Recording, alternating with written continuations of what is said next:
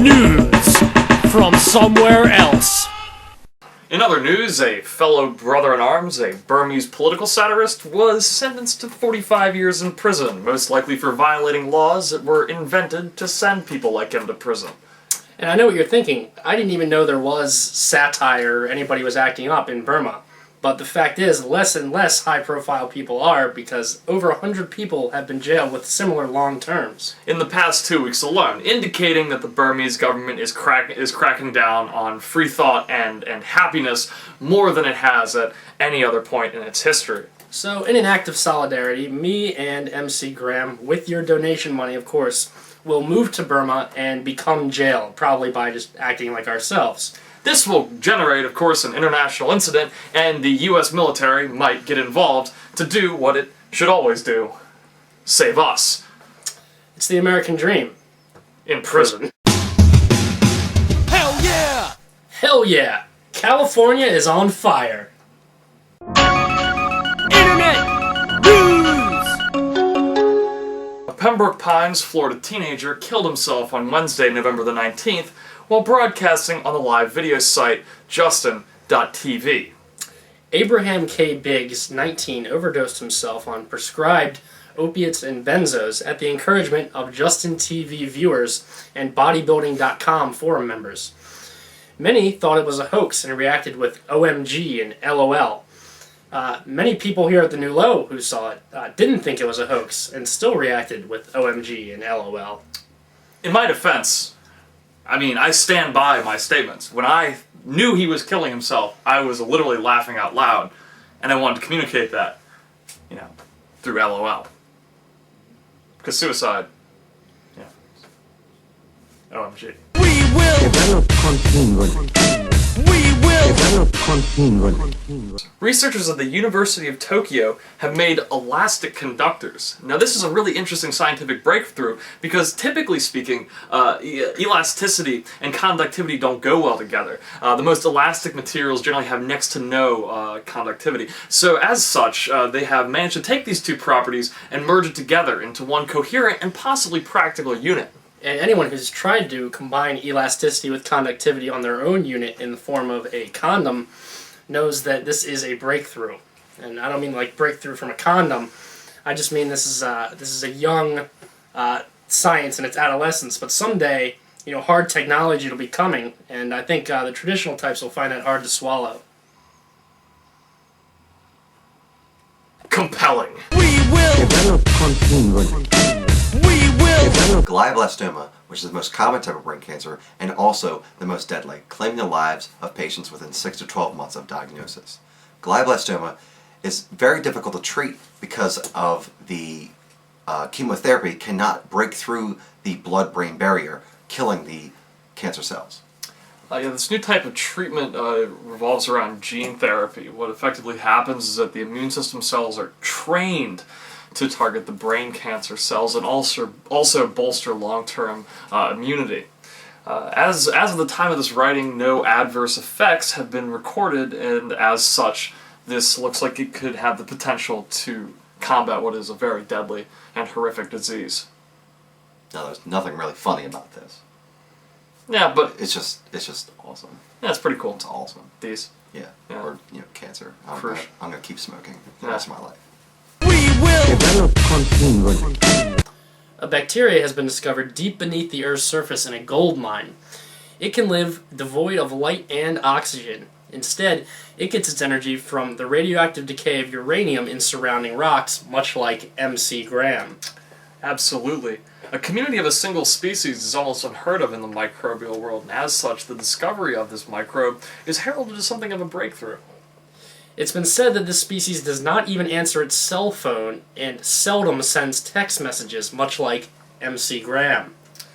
The interesting thing is, on top of that, the species could be the key to unlocking how life on other planets might be possible, because up until now we assume that a species needs oxygen and light in order to thrive, but if this isn't the case for this species, it stands to reason that it might not also be the case for other species.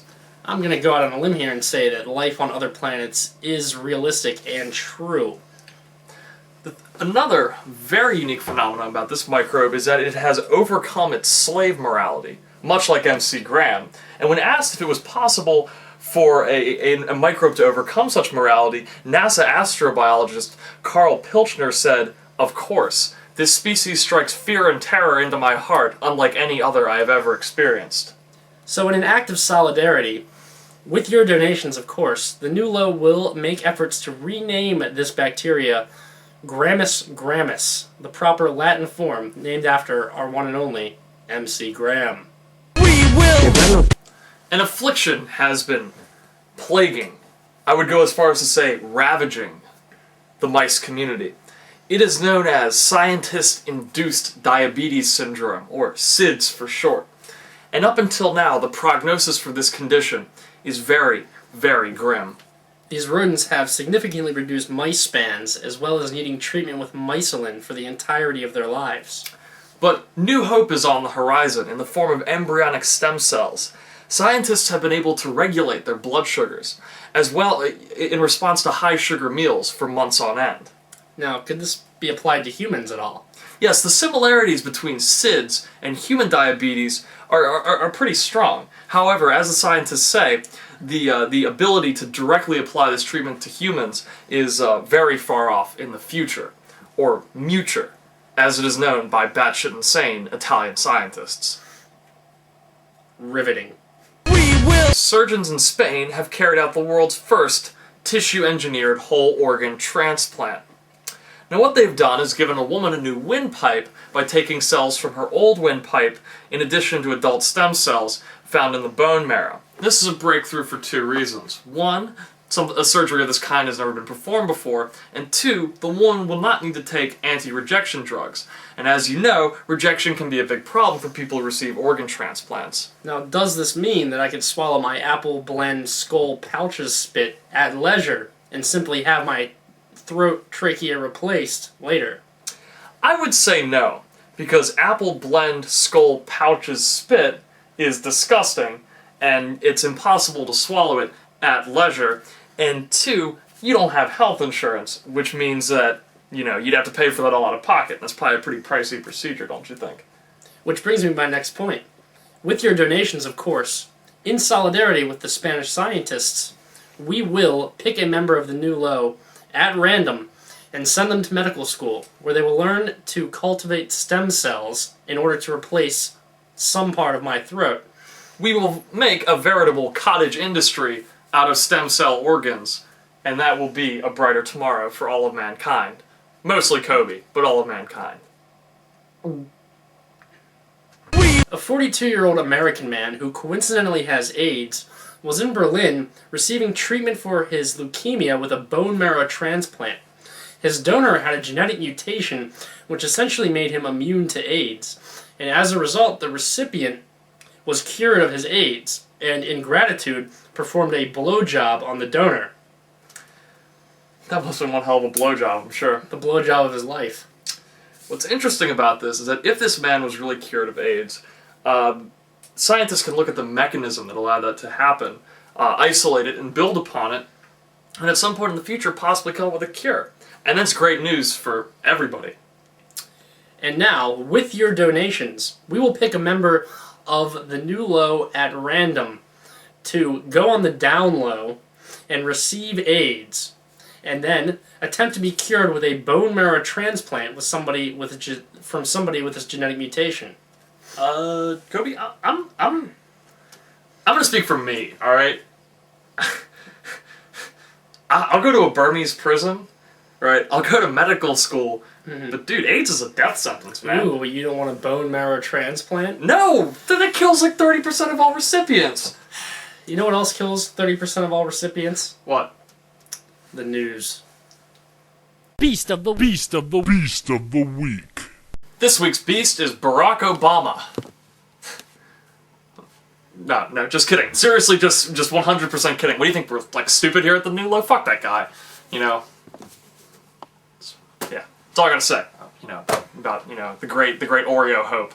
You know. Beast of the week. Do you like coat hanger abortions? Neither did Margaret Sanger, which is exactly why she is this week's beast. She mainstreamed the discourse about contraception and other really, really great things. I mean, I would say contraception is one of the best inventions ever. It's up there with fire, the printing press, the wheel, internet, porno, and the New Low News Show.